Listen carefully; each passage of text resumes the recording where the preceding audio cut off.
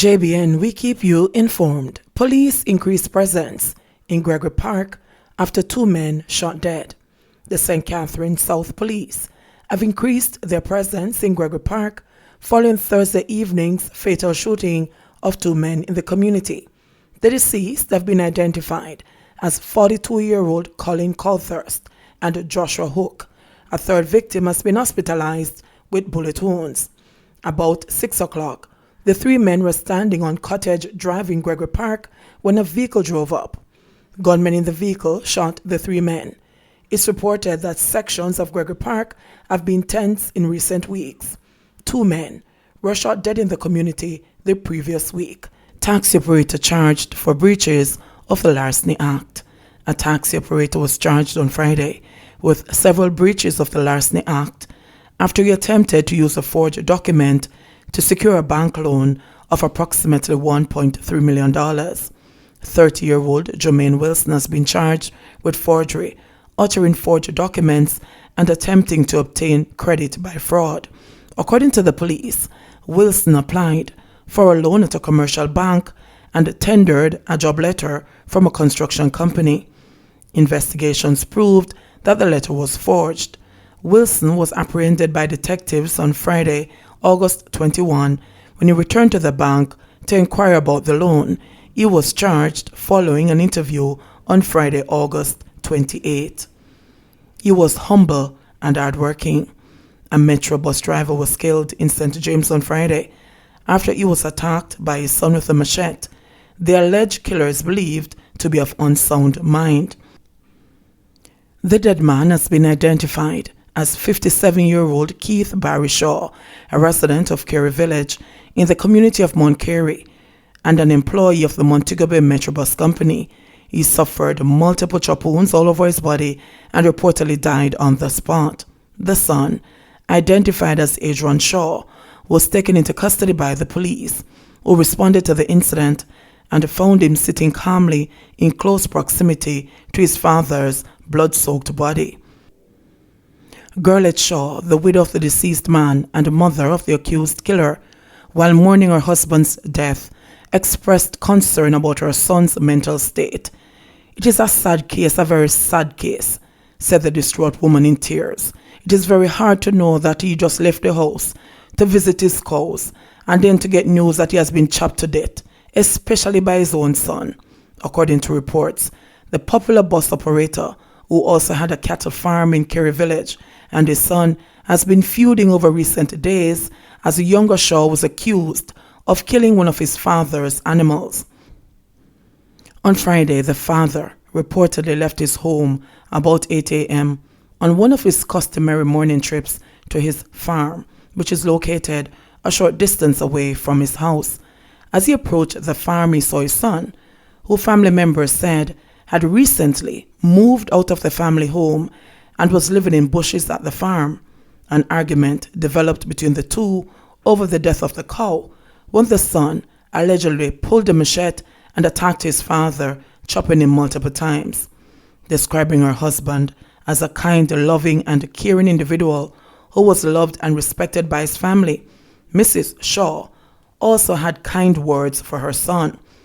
"Barry is one of the best persons you could find. And also, Adrian is not a bad person too.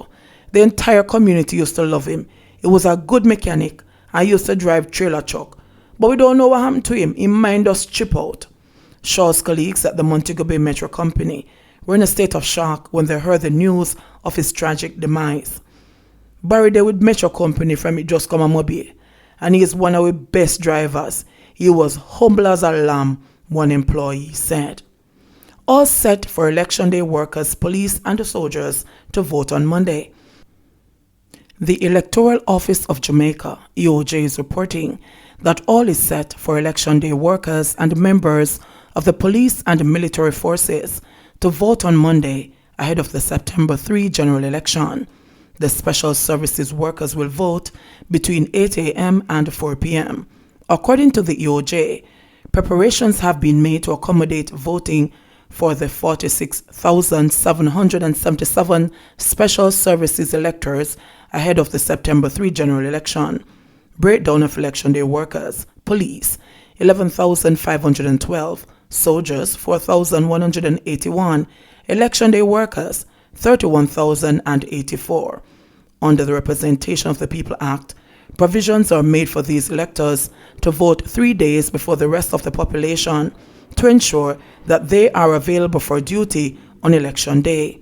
Election day workers, military and police personnel who do not vote on Monday, August 31, will not be able to do so on September 3.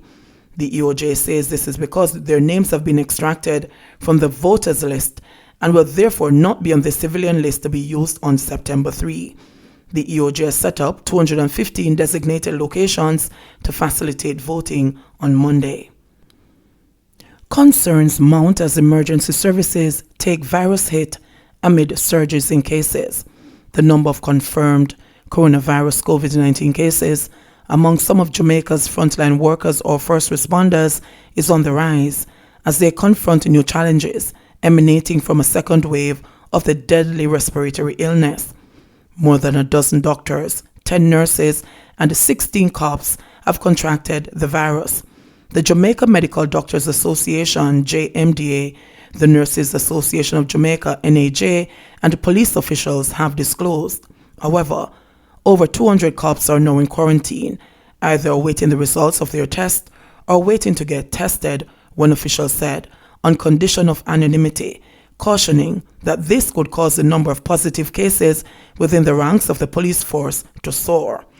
Police spokesperson, Senior Superintendent Stephanie Lindsay acknowledged that the Jamaica Constabulary Force JCF has been doing the calculations, but said she did not have the numbers at hand. She promised to provide the figures, but that did not happen up to late yesterday. Approximately 25 nurses across the island were in the same position up to last Thursday, NAJ President Carmen Johnson confirmed.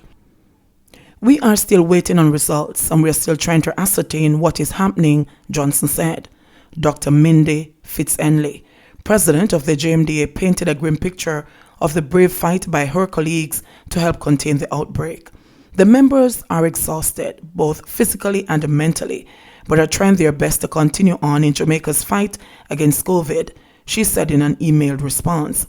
The Jamaica Defense Force did not respond to queries about the number of members affected by the virus. According to the police source, who spoke on condition of anonymity, 14 of the 16 cops contracted the coronavirus during the second wave of the outbreak, widely accepted as commencing on June 1, when the government began a phased reopening of the Jamaican borders to incoming passengers. Kingston and St. Andrew, St. Mary and St. Anne are among the parishes where cops have reportedly tested positive for the virus. Police Commissioner Anthony Anderson has also tested positive. 7 of the 10 nurses tested positive in the second wave, Johnson disclosed. It is unclear how many doctors contracted the virus in this new phase. On March 21 this year, 11 days after Jamaica confirmed its first case of COVID-19, the country's air and seaports were closed to incoming passengers as part of the efforts by the government to limit the spread of the virus. The restriction was lifted, first on June 1 for Jamaicans returning home, then on June 15 for international travel. Health authorities reported at the time that Jamaica had recorded 588 confirmed COVID-19 cases with 9 deaths. Since then, the number of confirmed cases and deaths have more than doubled. Jamaica recorded a single-day record of 141 new COVID cases last Friday, pushing the total since the outbreak to 2,011 with 19 deaths, according to figures compiled by the Ministry of Health and Wellness. Up to Saturday, the island had recorded 2,113 cases with 20 deaths. Pointing to the projections developed before confirmation of the first case, Minister of Health and Wellness Dr. Christopher Tufton insisted on Thursday that in Jamaica's case, there are not a lot of surprises at this stage of the outbreak. The fact is that once you start opening up the borders, you expect that you are going to get a surge, and this is exactly what we're getting now. So I don't think that people should be overly surprised, he said. You want to try and manage it by involving people and to minimize any behavior that could overwhelm the system, which is why we stress personal responsibility, said Tufton. The NAJ president warned, however, that challenges emerging from the surge could have dire implications for the country's already frail and under-resourced public health care system. One of the biggest issues, she said, is that citizens are showing up at public hospitals for regular illnesses, including injuries sustained in motor vehicle crashes and test positive for the coronavirus. So it means that a number of our healthcare workers are now placed at risk. A patient's result may come back in 5 days, and you then realize that you were with that patient a number of days. So 5 or 10 of you were exposed and have to go off on quarantine, Johnson said. If every week we're sending off 5 or 10 or 20, it means that within a month or by 2 months, we're going to be crippling the healthcare system. And that's one of our biggest concerns, she added, while again imploring citizens to observe the containment measures that are in place. The acceleration of the spread of the virus also appears to have caught the nurses off guard. My members are very concerned about the spike. Though we knew we would have had it, we weren't expecting it to move that fast, Johnson admitted. It has created some level of dislocation, discomfort, and apprehension. Nevertheless, they are trying to remain firm to the work that they have been employed to do since they are the trained ones. A vexed issue for cops is the absence of their own dedicated channels for testing, according to Sergeant Patrick Rowe, chairman of the Jamaica Police Federation, which represents the interests of cops up to the rank of inspector. Rowe, who tested negative but remains quarantined, declined to disclose the total number of cops who have contracted the virus. It cannot be that police officers have to wait in the regular queue for testing and the return of those results take a long time, because there's an increased demand for policing service, especially now in a time when we have high activities like campaigning and election, Rowe lamented. It cannot be that police officers are unduly detained or delayed from doing tests and knowing their status as it relates to COVID-19.